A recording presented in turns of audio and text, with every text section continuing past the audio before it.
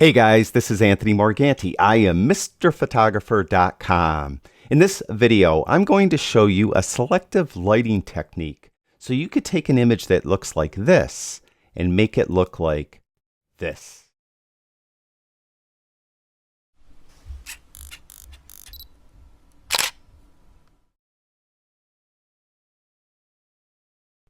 Going forward, I'm going to be doing something a bit different with my videos. Starting with this video, you'll notice that in the description below the video, you'll find all the camera and gear info, exposure info, and the settings I used to take the picture. So look down there and you'll see that I'm in aperture priority mode. I used a 10-second exposure. I focused on the waterfall. I used a Fujifilm X-T3 camera. All that stuff will be down there in the description below the video. Also, if you could do me a favor and hit the thumbs up to like the video, if you could share the video and leave your comments. All that will help the video show up better in searches and it will help my videos be found. I read all the comments, although I'm not able to respond to all of them. The nasty comments, I just ignore. The comments with constructive criticism, I do take under advisement. And all the very kind comments that actually most of you leave, that really just gives me incentive to get up in the morning and do another video. So thank you very much. Now, I'm calling this selective lighting. A lot of photographers call this dodging and burning. I prefer to use dodging and burning, that term, in the wet darkroom when I'm actually developing film and making prints. That's where I prefer to use the term dodging and burning. Digitally, it's not quite really dodging and burning in my opinion, although it's probably a valid term. I like to call it creative lighting or selective lighting. In the case of this image, I metered on the waterfall. I really wanted the white water of the waterfall to have detail in it, and I didn't want it to blow out. So I metered here. That caused the image to be a little bit dark. When I was at the scene viewing the waterfall, my eyes could resolve a lot more detail in the banks around the waterfall, but here it's very dark. And if you notice, I did do some adjustments to the image, and I have highlights down to help bring out more detail in the waterfall, but the shadows I have opened all the way out, and still those banks are pretty dark. So I'm going to use some selective lighting to bring out some of that detail that my eyes saw when I was here. And it's super easy to do. You're just going to put radial filters. Now you could use a brush as well.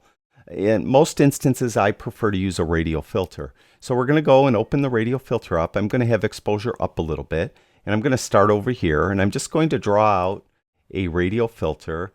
And I'm going to rotate it as I need it and resize it by grabbing the little handles. And you can see already that it's just brought out more detail in that bank. You can see before and after. Now there was a lot of color in the bank as well, so there may be a time when I would prefer maybe to bring saturation up a little bit, maybe even bring clarity up a little bit. It depends. In this case, I think bringing clarity up a little bit and saturation a bit too helps bring a little more detail up in that strata. We could see some of those lines a little better, and I kind of like that. So that's one. I think I'll put another one down here.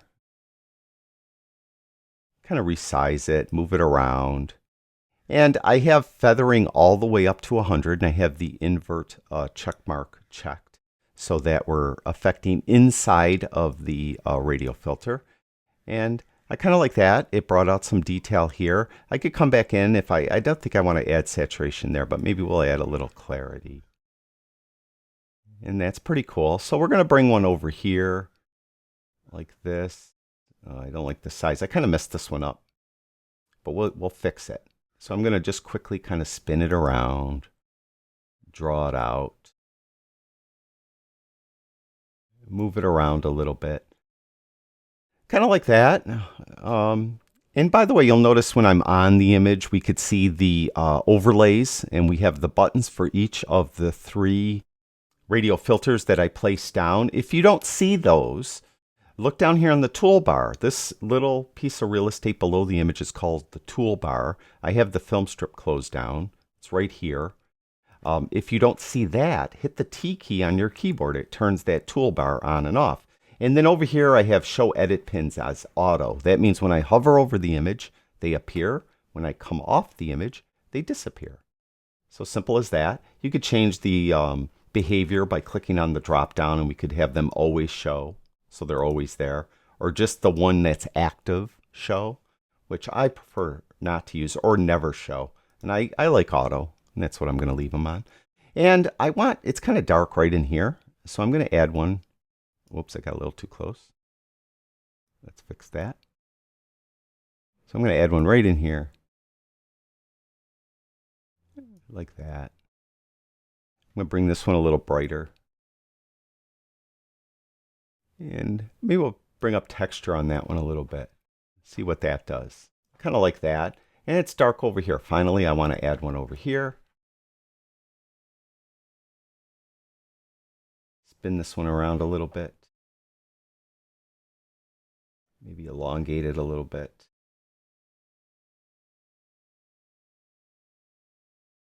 Like that. Make it a little wider. Like that. And maybe I'll bring clarity on that one up a little bit as well. Okay, so now we could see a lot more detail in the banks around the waterfall. This is nice. I like this because the brightest part of the image, of course, is the waterfall. So when anyone first looks at the image, they're going to notice the waterfall immediately. The banks were so dark before. Here's a before. The banks were so dark that it just kind of pushed everyone's view back onto the waterfall. And really, with just that one element, it was kind of a boring image.